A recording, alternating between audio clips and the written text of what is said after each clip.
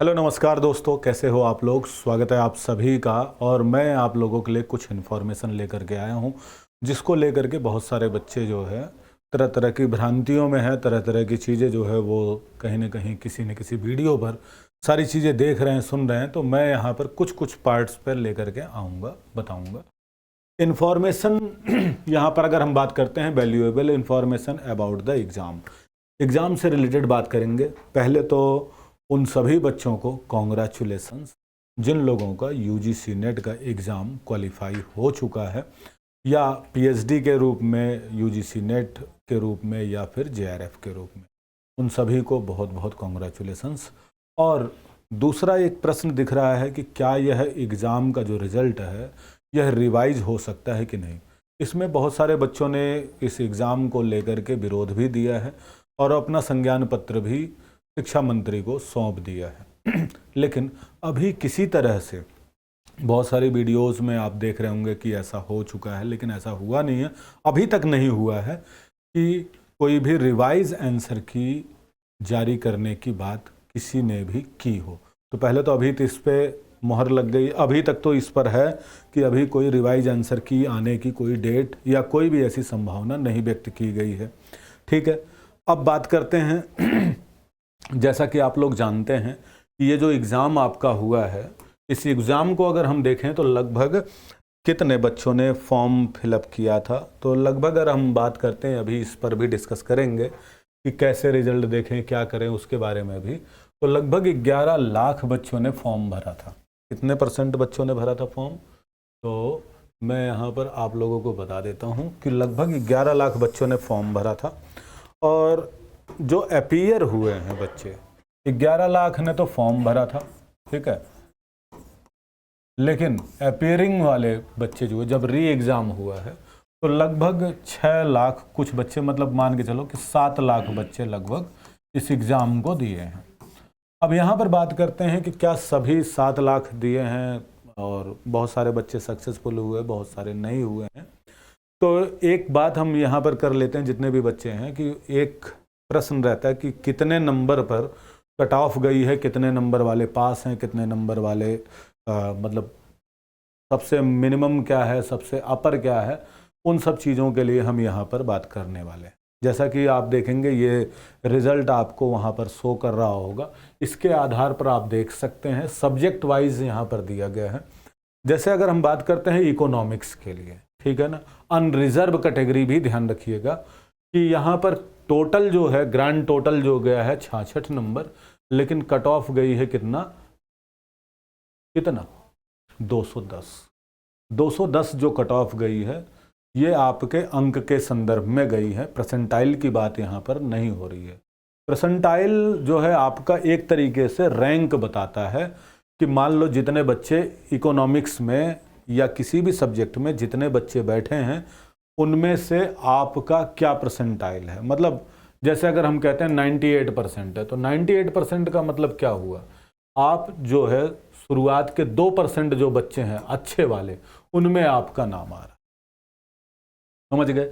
अर्थात 98% लोग आपसे नीचे हैं, तो आप जो है उन 2% होनहार बच्चों में शामिल हैं।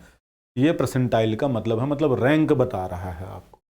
अगर असिस्टेंट प्रोफेसर के लिए देखते हैं तो 182 गया है। 182 अंक जिन लोगों को मिला है वो क्या है, इकोनॉमिक्स पद के लिए जनरल कैटेगरी में एलिजिबल हैं कि वो असिस्टेंट प्रोफेसर, मतलब नेट क्वालिफाई हो गए। वहीं पर 154 अंक अगर किसी के आ रहे हैं तो वो लोग क्या हैं 154 नंबर किसी के आ रहे हैं तो वो केवल और केवल पीएचडी के लिए हैं। अब यहाँ पर बात करने ये है कि ओबीसी का इसी तरीके से अलग है, 198 है। ग्रैंड टोटल जो है 41 है। कट ऑफ जो गई है 160 गई है। ग्रैंड टोटल की बात हम नहीं कर रहे हैं। यहाँ पर अगर बात करते हैं कट ऑफ की, तो कट ऑफ गई है 140, ठीक है, पीएचडी ओनली के लिए।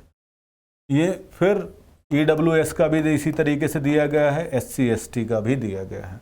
अगर हम बात करते हैं यहाँ पर ईडब्ल्यूएस का, तो 200 अंक है, ठीक है, और 15 बच्चे जो है यहाँ पर देखने को मिल रहे हैं। 64 में अगर हम इकोनॉमिक्स के संदर्भ में बात करते हैं 164 दिया गया है कट ऑफ, और 183 बच्चे असिस्टेंट प्रोफेसर के लिए निकले हुए हैं, और यहाँ पर 140 अंक देखने को मिल रहा है। फिर उसी तरीके से अगर देखें एससी कैटेगरी में तो 184 नंबर गया हुआ है जेआरएफ में, और अगर बात करते हैं असिस्टेंट प्रोफेसर में तो 148 और 130 अंक गया हुआ है यहाँ पर पीएचडी ओनली के लिए। ठीक है, अब इसी के तरीके से अलग अलग जो है ये पार्ट्स में बांटा गया है। तो हम बात करेंगे यहाँ पर अलग अलग अपने अपने सब्जेक्ट को, आप देख लीजिएगा। आप कहेंगे तो इस पीडीएफ को मैं आपको यहाँ वीडियो के नीचे लगवा दूंगा। फिर पॉलिटिकल साइंस का भी इसी तरीके से गया हुआ है। एक चीज़ ध्यान रखिएगा, जैसे यहाँ पर दो चीज़ें आपको दिखाई दे रही हैं, एक जगह स्टार लगा हुआ दिख रहा है, denote the cut off in the percentile. ये जो कुछ भी आप देख रहे हैं, ये स्टार का मतलब क्या है? ये स्टार का मतलब ये है कि जो आपका परसेंटाइल में बताया गया कट ऑफ, ये कट ऑफ ऐसा नहीं कि अंक में नहीं बताया गया, बल्कि किस में बताया गया? परसेंटाइल में बताया गया। और परसेंटाइल का मतलब आपको मैंने अभी थोड़ी देर पहले बता ही दिया है। ठीक है, अब जैसे ये सब्जेक्ट आपको दिख रहा है, ये परसेंटाइल कैसे निकाल रहे हैं? परसेंटाइल को आप इस तरीके से समझिएगा कि, है ना, परसेंटाइल को मतलब आप रैंक के तौर पर समझिएगा। ये देखो पॉलिटिकल साइंस में ना सबके सामने क्या लगा है? स्टार लगा हुआ है, और इनके जो कट ऑफ दिए गए हैं ये कैसे दिए गए हैं? पॉइंट में दिए गए हैं। पॉइंट में दिख रहे हैं ना आपको? तो ये जो जेआरएफ के लिए कट ऑफ दिया गया है, मान लो पॉलिटिकल साइंस का दिया गया है, तो ये परसेंटाइल वाले हैं, नॉन परसेंटाइल वाले नहीं है।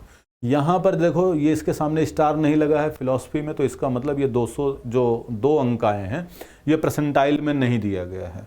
तो जब भी आप देखें तो आप इस स्टार को जरूर ध्यान रखिएगा कि ये अंक जो दिए गए हैं परसेंटाइल में दिए गए हैं। आप उसको जब चेक करेंगे अपने मार्कशीट में तो उसके आधार पर ही चेक करेंगे। दूसरे तरीके से आप देखिएगा, फिलॉसफी में आप देखेंगे, फिलॉसफी एक ऐसा विषय है जिसमें किसी भी कैटेगरी में कोई भी परसेंटाइल में अंक नहीं दिया गया है। अभी तक जितने भी दिख रहे हैं, देखो फिलॉसफी में, साइकोलॉजी में, सोशोलॉजी में, इनमें परसेंटाइल में आपका स्कोर कार्ड नहीं दिख रहा। हाँ, हिस्ट्री, क्योंकि ये भी क्या है, शिफ्ट वाइज हुआ है, तो जहाँ पर ज़्यादातर जो शिफ्ट वाइज हुए हैं उनमें आप परसेंटाइल वाला देख सकते हैं।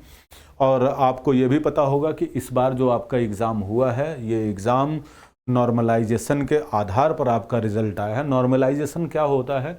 जैसे आपका हिंदी सब्जेक्ट का ही एग्ज़ाम कई शिफ्ट में होता है ना, कई शिफ्ट में मान लो हिंदी साहित्य का आपका एग्ज़ाम हुआ और उसमें उनको लगा कि भाई एक शिफ्ट में पेपर का लेवल थोड़ा सा कठिन रहा, एक शिफ्ट में पेपर का लेवल थोड़ा आसान रहा, तो कुछ अंक को ऊपर नीचे कर दिया जाता है, मतलब कम या ज़्यादा कर दिया गया, जिसकी वजह से दोनों के अंक को बराबर रखने के लिए, क्वेश्चनों का लेवल समान रखने के लिए परसेंटाइल, मतलब ये जो आपको दिया गया है, नॉर्मलाइजेशन किया गया है, उसके आधार पर रिजल्ट दिया गया। अब इसको कई बार जो है बच्चे इसको अलग अलग संदर्भ में देख रहे हैं और उस पर हम बात किसी अन्य वीडियो में कर लेंगे। लेकिन आपको ये ध्यान रखना पड़ेगा, हिस्ट्री का अगर हम देख रहे हैं अनरिजर्व में भी जो 99.729431 दिख रहा है, ये परसेंटाइल में जेआरएफ के लिए दिख रहा है और 135 बच्चे जो हैं इसमें सक्सेसफुल हुए हैं। टोटल जो यहाँ पर दिख रहा है वो दिख रहा है 3386। ईडब्ल्यूएस में भी इसी तरीके से दिख रहा है। तो हिस्ट्री सब्जेक्ट में आप देखिएगा ज़्यादातर किस में आ रहा है, हिस्ट्री सब्जेक्ट में ये अंक जो आ रहे हैं ये परसेंटाइल में है, और साथ साथ में ये चीज़ बता रहा है, यहाँ पर मैंने पहले भी बता दिया है कि ये जो दिया गया है कट ऑफ इन परसेंटाइल में, जितने भी कट ऑफ दिया गया है परसेंटाइल में, कुछ सब्जेक्ट के जो है परसेंटाइल में दिया गया है। एंथ्रोपोलॉजी हो जाता है, फिर कॉमर्स में भी इसी तरीके से चल रहा है, और आगे आपका एजुकेशन सब्जेक्ट में भी है, सोशल वर्क में भी है, अलग अलग सब्जेक्ट में आप देख रहे हैं, तो ये आपको देखने के लिए मिल रहा है। ठीक है, फिर आपका होम साइंस यहाँ पर आ जाता है, होम साइंस में आपका नहीं है। फिर होम साइंस के बाद पब्लिक एडमिनिस्ट्रेशन में भी, मतलब ऐसे सब्जेक्ट जिसको कम लोग ऑप्ट करते हैं उसमें परसेंटाइल में अंक नहीं दिए गए हैं। पॉपुलेशन में भी, म्यूज़िक में भी नहीं है, मैनेजमेंट वाले में भी नहीं है, मैथिली वगैरह लैंग्वेज में नहीं है। हिंदी में देखो, जैसे देख रहे हैं आप लोग, तो हिंदी में आप देख लीजिएगा, यहाँ पर जो है परसेंटाइल में ही अंक देखने को मिल रहा है, और 99% जो है परसेंटाइल में गया हुआ जेआरएफ के लिए। ठीक है ना, जेआरएफ के लिए जो रिजल्ट आया है वो परसेंटाइल में आया हुआ है, कट ऑफ जो बना हुआ है वो परसेंटाइल में। है ना, जो परसेंटाइल दिया गया है साथ साथ में 99.7 जिसका परसेंटाइल है उसी को जेआरएफ मिला है, सबको जेआरएफ नहीं मिला। अंक के आधार पर नहीं, ये ध्यान रखिएगा, अंक के आधार पर नहीं, बल्कि जिनका परसेंटाइल जो है 99.77 है या 7 है, उन्हीं को जो है क्या मिला हुआ है, अनरिजर्व कैटेगरी में हिंदी से पीएचडी करने के लिए, मतलब हिंदी से जूनियर रिसर्च फेलोशिप की रिजल्ट घोषित किया गया है। और 97 उनके लिए है, 97% उन लोगों के लिए मानक रखा गया जो असिस्टेंट प्रोफेसर के लिए हैं, और पीएचडी के लिए 86.11 या 86.11 जो है, 86.11 जो रखा गया है वो हिंदी के लिए रखा गया है यहाँ पर, कि पीएचडी ओनली के लिए। ठीक है, तो यहाँ पर एक चीज़ ध्यान रखिएगा, रिजल्ट जो आया है हिंदी का भी परसेंटाइल में ही आया हुआ है, और साथ में परसेंटाइल के आधार पर ही कैटेगरी वाइज उनको जेआरएफ में, असिस्टेंट प्रोफेसर में और साथ साथ में ओनली पीएचडी के लिए क्वालिफाइड घोषित किया गया है। जिन लोगों को 97% 3 से कम है उनको जो है नेट की भी, मतलब नेट के योग्य भी नहीं समझा गया, उनको सिर्फ पीएचडी में। जिनका 97% से ऊपर है, 98 तक है, उनको जो है पास कर दिया गया कि भाई आप असिस्टेंट प्रोफेसर के लिए हैं, और जिनका 99 पॉइंट से ऊपर है वही लोग जेआरएफ के लिए हो रहे हैं। ऐसे सभी सब्जेक्ट में आप देख सकते हैं इसको। ठीक है, इसी तरीके से आप सभी सब्जेक्ट में आप देख सकते हैं, इसको मैं दे दूंगा। तो आप एक चीज़ तो समझ गए होंगे कि यहाँ पर जो स्टार लगा है इसका मतलब अंक जो दिए गए हैं वो परसेंटाइल में है, और कैटेगरी वाइज यहाँ पर आप इसको देख सकते हैं। ठीक है, तो परसेंटाइज में अब बहुत सारे लोगों का ये मानना था कि भाई हमारा जो है हमारा तो सिलेक्शन नहीं हुआ, मेरे तो 97% आए लेकिन मेरा नहीं हुआ है।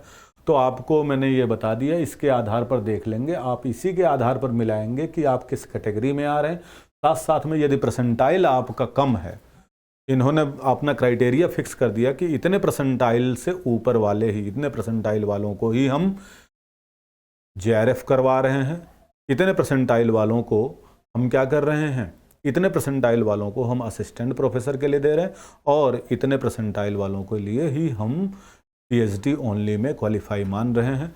अंक कट ऑफ यहाँ पर अंक के आधार पर यह रिजल्ट घोषित नहीं किया गया है, परसेंटाइल के आधार पर किया गया है।